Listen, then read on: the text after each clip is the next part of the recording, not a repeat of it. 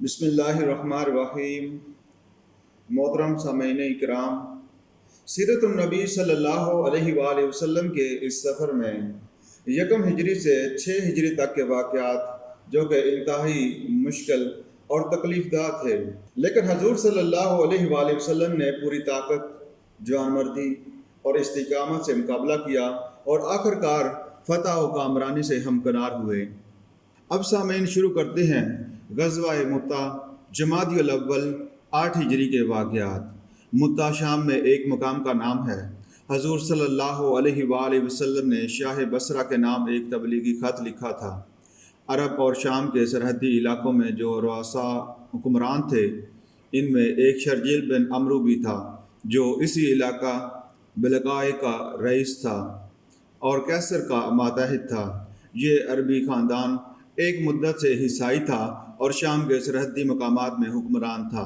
حضور صلی اللہ علیہ وآلہ وسلم کا خط حارث بن عمیر رضی اللہ تعالی عنہ لے کر گئے تھے۔ شرجیل نے ان کو قتل کر دیا۔ اس کے قصاص کے لیے حضور صلی اللہ علیہ وآلہ وسلم نے 3000 فوج تیار کر کے شام کی طرف روانہ کی۔ زید بن حارثہ رضی اللہ تعالی عنہ کو حضور صلی اللہ علیہ وآلہ وسلم کے آزاد کردہ غلام تھے سپہ سالاری ملی اور ارشاد فرمایا کہ اگر وہ شہید ہو جائیں تو جعفر طیار رضی اللہ تعالی عنہ، اور اگر وہ بھی شہید ہو جائیں تو عبداللہ بن رواحہ فوج کے سردار ہوں گے۔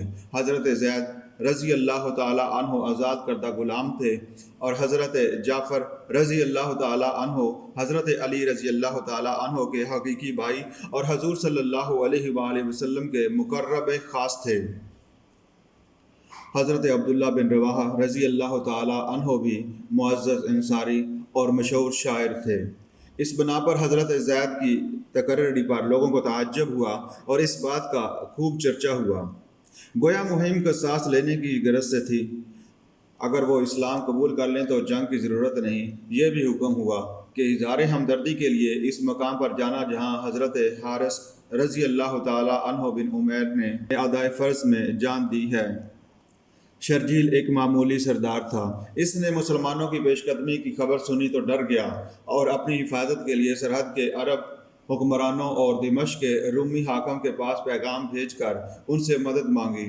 تھوڑے ہی عرصے میں چاروں طرف سے اسے کمک پہنچ گئی اور وہ 1,00,000 سے زیادہ سامان حرب سے لیس فوج لے کر مسلمانوں کے مقابلے کے لیے نکلا۔